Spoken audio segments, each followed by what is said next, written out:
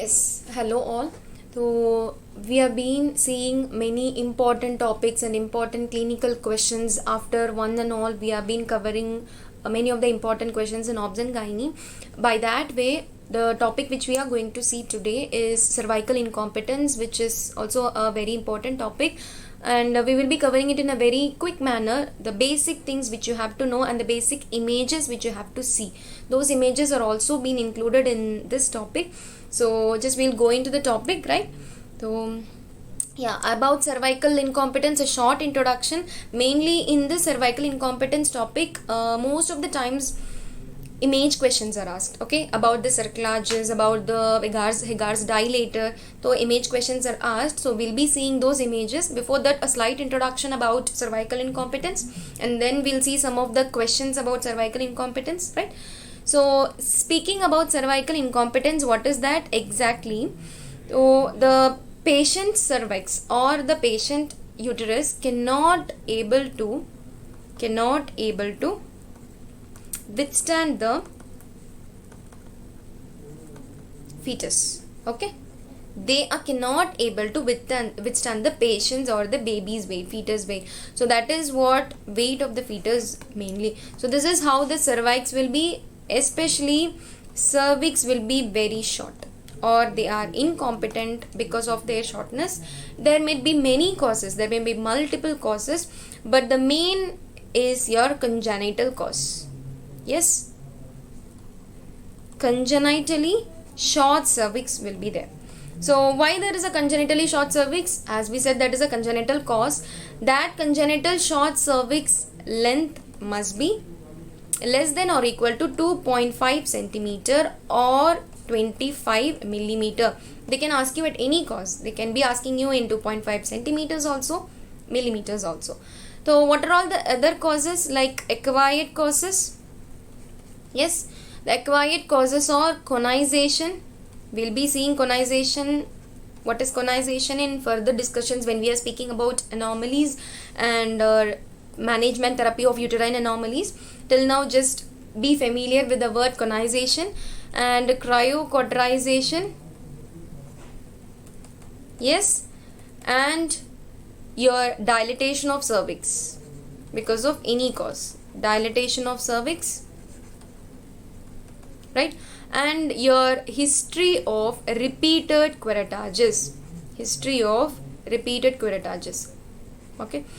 So always remember, in your causes, in your diagnosis, in your explanation, whatever it is, when it comes to obs and gynae, literally they all are going to give you a clue at last, right? So in obs and gynae, they are not going to ask you direct question. Even if they ask, that will be most common cause, or there will be easy questions but somewhat tricky they'll be keeping in a clinical case. That is what you have to understand. So simply you can understand the causes, by that you can get the clue within the questions. So these dilatation of cervix, cryocauterization, history of repeated curettages, everything gives a clue within your question. So by that way easily you can able to understand the way what they are meant us to be answering.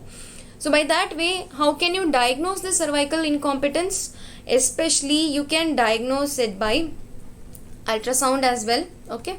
Most probably ultrasound, but that too in your pregnancy, okay. But most commonly this cervical incompetence is found out by a dilator, that is Hegar's dilator. This picture question is asked, okay.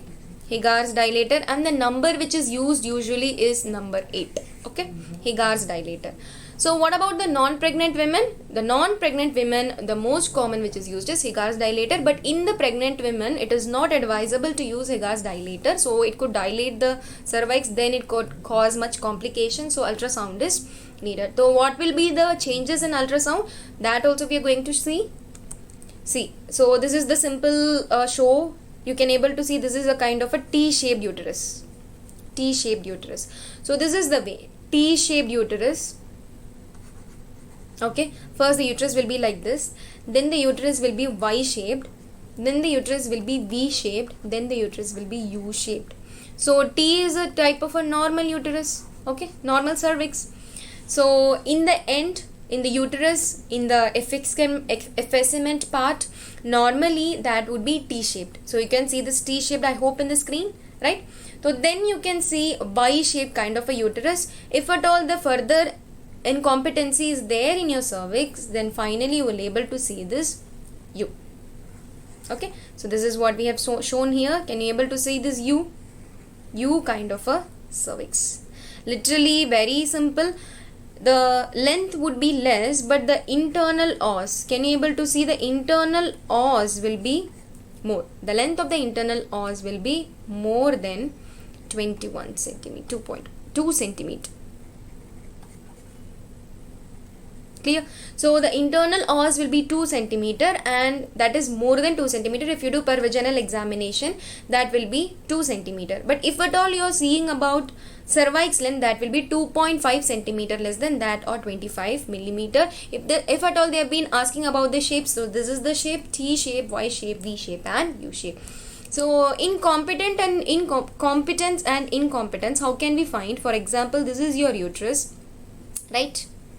So if you are introducing Higgins dilator, so this is the Higgins dilator, right? So if I am introducing Higgins dilator in a non-pregnant woman, there will be some retractions over there. There will be some retractions over there. You can able to feel the pull back. Okay, you cannot able to insert very easily, but if you feel that resistance, then the uterus is competent, exactly normal. So what happens in your incompetent uterus or incompetent cervix? Easily you can insert the Higgins dilator. No any resistance or no any retractions will be there for you while examining the patient with Higgins dilator. Easily it will go inside, so that it is also one of the examination point of view which you can know about the incompetent cervix. So if you see about radio opaque dyes, so if you are inserting a radio opaque dye into the uterus and then you are inserting a Higgins dilator, what happens in your competent and incompetent cervix? The dyes will come very easily out. The dyes will come very easily out if at all in the incompetent. In incompetent space, if you are introducing a radio opaque dye and insert the Higgins dilator, if at all you are taking out, if at all there is a fenneling,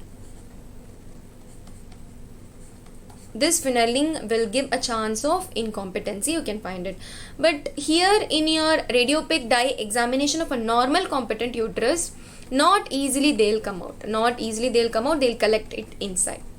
They'll collect it inside. So this you can see in your cervicogram, okay, especially in your radio opaque examination. So this is very important, which shows your radio opaque dye, in which you can take a x-ray and see about the fenneling. This shows your competency and incompetency as well. So this is what I have been saying to you. The V shape, this is a normal T shape which you can able to see here, which you have given, right? So this is the V shape. Can you able to see this V shape? Yeah. This is your Y shape. The next part then is your U shape. This is completely free. Very less centimeter in the cervix. By this way of U-shaped cervix, literally your internal os will be open and more than 2 centimeters. So this is a kind of a ultrasound picture in which they have given T-shaped cervix, Y-shaped, V-shaped and U-shaped. So this is the process how they gets dilated. The next picture which you're going to see is the management part. So how can you manage this cervical incompetence patient who is having? Most probably in this cervical incompetence, please remember, the abortion can occur in 16 to 24 weeks. Please remember, 16 to 24 weeks is the most common time of abortion. Okay, most common time of abortion. So if at all you have to manage this patient, you have to insert a cerclage. You have to perform a suturing in between them, and the most common suture which can perform is McDonald stitches. McDonald stitches. Okay. So this they can ask question. So just see the strings, see the sutures, how it is done. This is a cerclage type of knots which you can see over there in the picture. This picture is also asked, picture question is asked.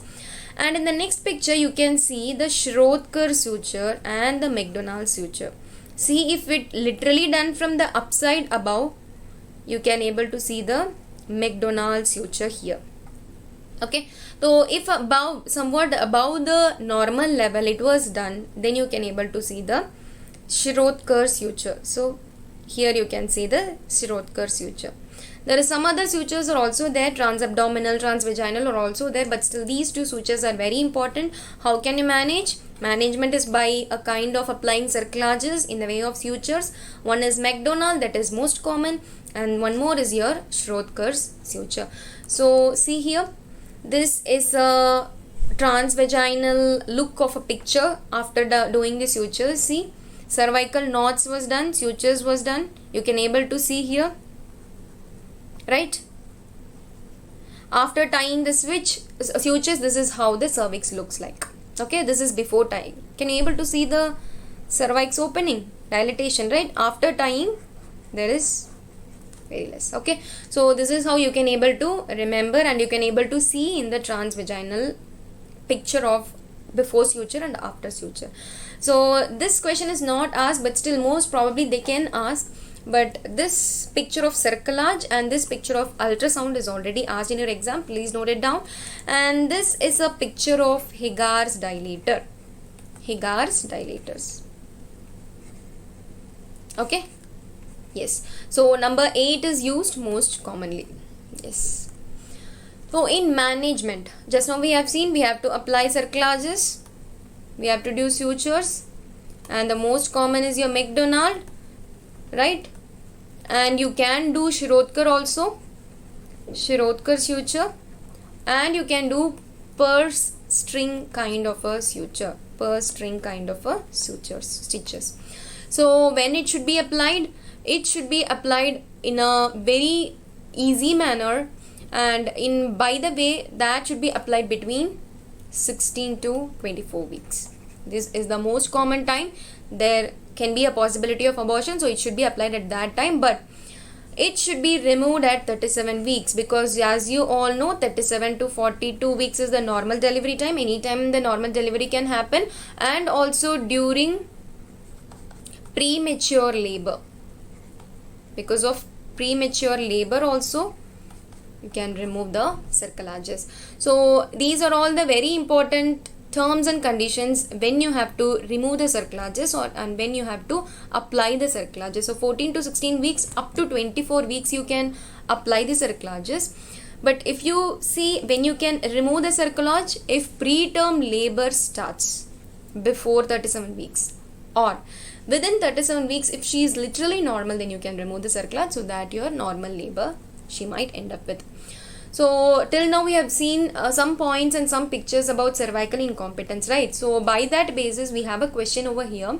See, a 26-year gravida for female present at 22 weeks of gestation. See, it is her G4. G4 means it is a kind of a GT-PAL system. G4. So this is her 4th pregnancy. Before that 3 pregnancies were there. See, literally she had 3 mid-trimester abortions, means 2nd trimester abortions. So her cervical length is 15 mm. See, very less. Cervical length is less than 25 mm. Okay. So what is the most probable cause of her miscarriage? That is how we have seen. Options are uterine anomaly, hormonal disturbances, chromosomal anomaly, and cervical incompetence. The option is cervical incompetence. The reason why I have given you this question, see, this is 22 weeks. So in our discussion we have seen 16 to 24 weeks is most probably for abortion in cervical incompetence. The first clue is okay. Then if you see the second line, 3 mid-trimester abortions were there. So most common abortion in 2nd trimester is our cervical incompetence. So that clues also goes off well in this point. So that clues also goes off well. Cervical length, obviously that also fine. So no need to see any other options. You can literally go with cervical incompetence. Right. The next question is most commonly used Hegar's dilator is. This is also a question which is asked in your FMG exam in 2018 question.